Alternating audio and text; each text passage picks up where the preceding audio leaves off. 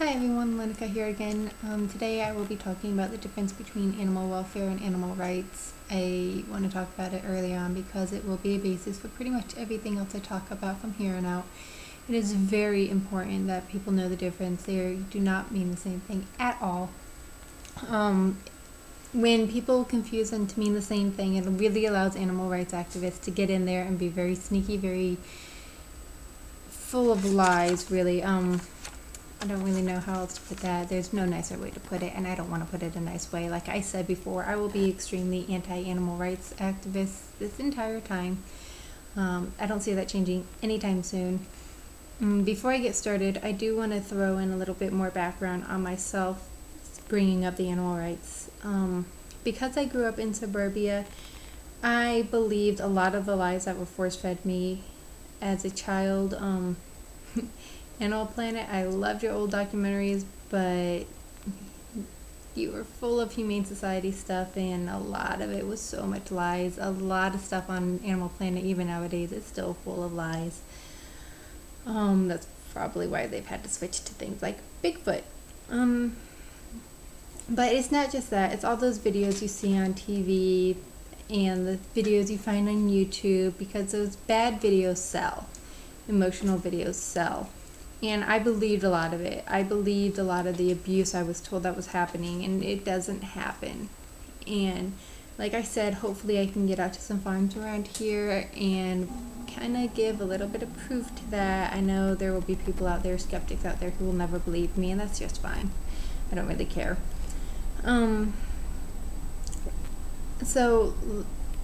It wasn't until I got into college, and even just a couple of years ago, I was saying things that I look back at now, and I'm just so embarrassed because I was so uneducated on the fact, and I was just so passionate about it, and I just knew I was right, and I was so wrong, and I look so stupid.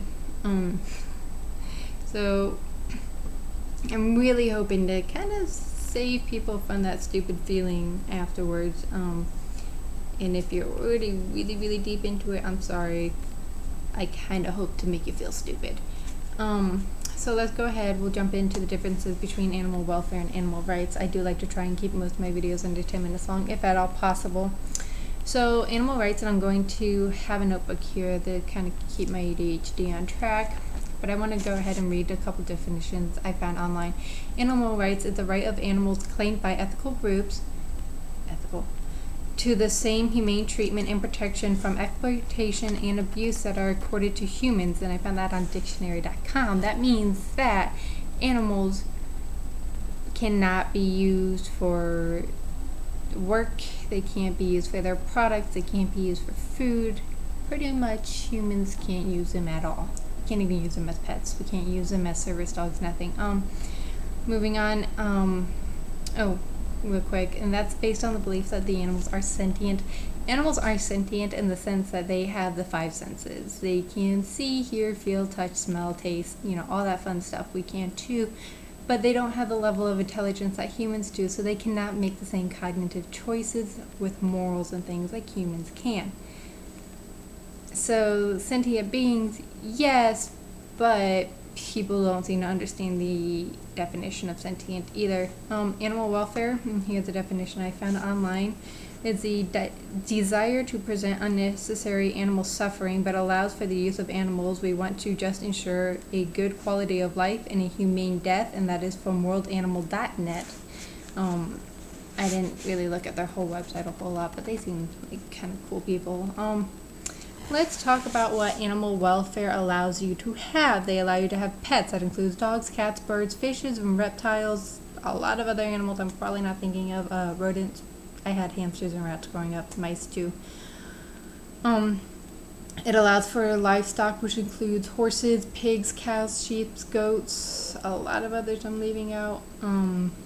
Horses are still livestock. They need to stay livestock, and I will do a video on that later on. You can eat meat with animal welfare. You can use the byproducts, which includes things like leather, wool, glue, supplements, the animal's hair for things like violins and everything, and medicines, and a whole plethora of other things that I cannot fit onto a short enough list. Animal rights? Nothing. Nope. pets, no service animals, no dogs, no cats, nothing. Everything with the veganism, because that's what animal rights activists is kind of part of their cult, that you need to be a vegan to be an animal rights activist. It either has to be grown or it has to be dug out of the ground. Animal rights activists would like to claim they're better for the environment as well. It's not true. Not when you have to dig up everything out of the ground. As far as animal welfare goes, it is based in science, and animal rights is not. It's based on emotion, and a lot of it is based on lies. Lots and lots and lots and lots and lots and lots and lots of lies. I won't be surprised if I get a cease and desist letter from PETA before too long. Let's go into animal rights and why I'm so against them. I will do a very in-depth video about this later on, but just a quick overview of why I don't like animal rights activists is because animal rights groups, and let me go ahead and name two of the big ones. PETA, hate them. I don't like them. I have no love for them. As far as I'm concerned, all the head honchos are probably mentally ill. I would love to see them to go see a psychologist, and I'd love to see that doctor's report. And the Humane Society of the United States, they are not dealing with any shelters. And I will do full-length videos on those two.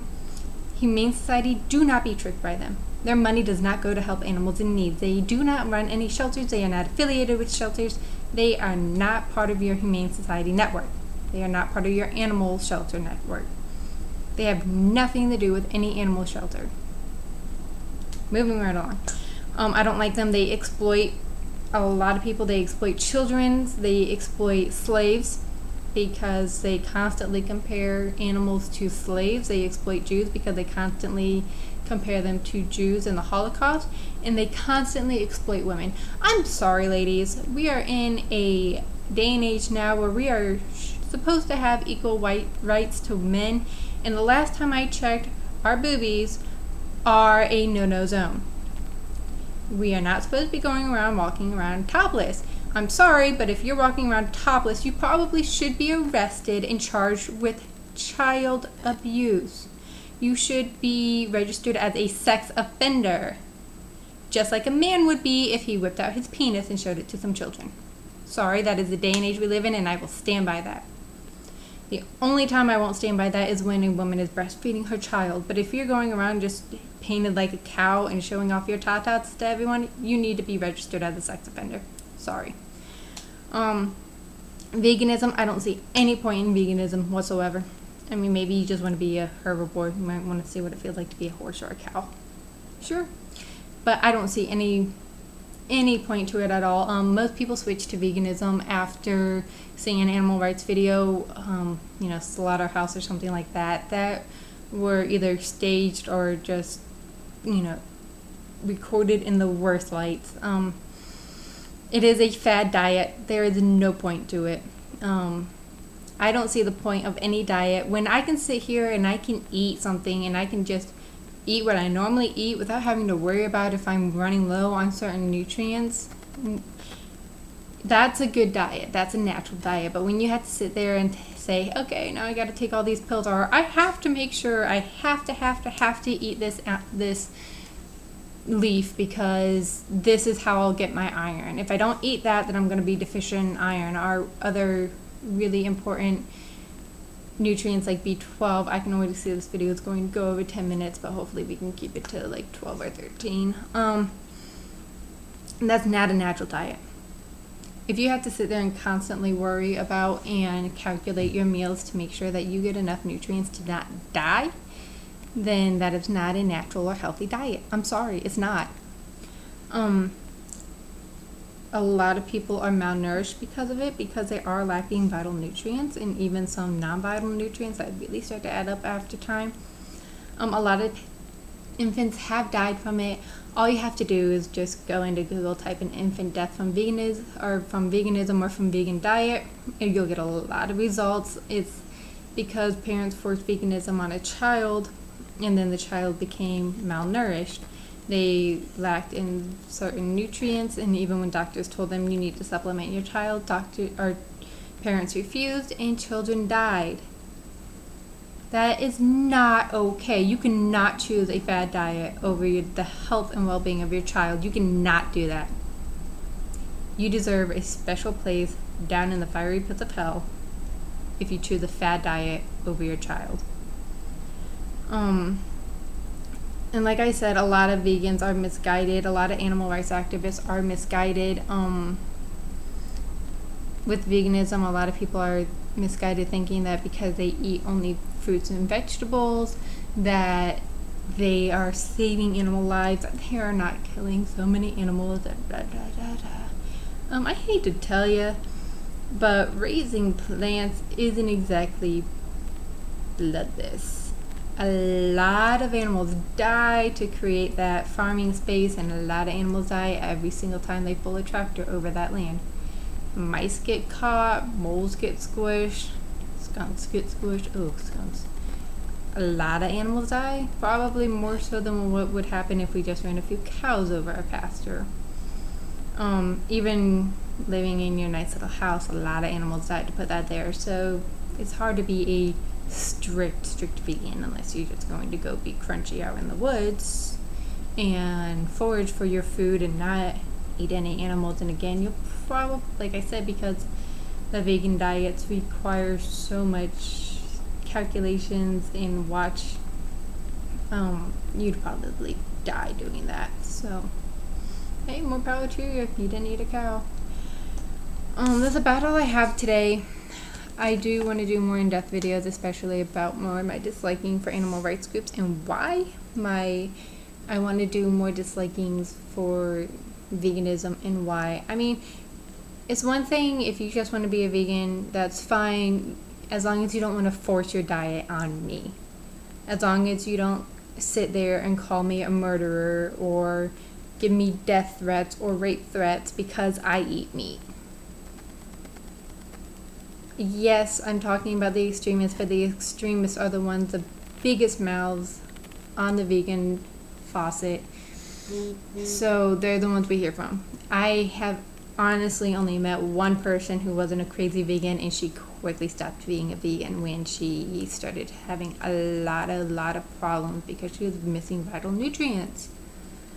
And she was in high school. So like I said, this whole video was mainly to show kind of the difference between animal welfare and animal rights. To be an animal rights activist, you have to be a vegan. It's part of the cult. Animal welfare allows you to have animals. It allows you to work with them. It allows you to love them. It allows you to own them. Animal welfare, nothing. No human-animal interaction, nothing at all. And that is a very important definition to understand because they cannot be used interchangeably. Animal rights activists do not care about animal welfare so much as they just want all the animals to be free and running in the wild. And the wild isn't a great place. But we'll talk more about things like that at a later time. I just really wanted to throw those definitions out there and get everybody to have a good understanding of the difference between the two, because word definitions do matter and differences between words do matter. So I'll go ahead and sign off for the night. It's already pretty late and I have a 2-year-old that just snuck out of bed at 12 o'clock at night. So good night to everybody, and I hope you have a wonderful new year.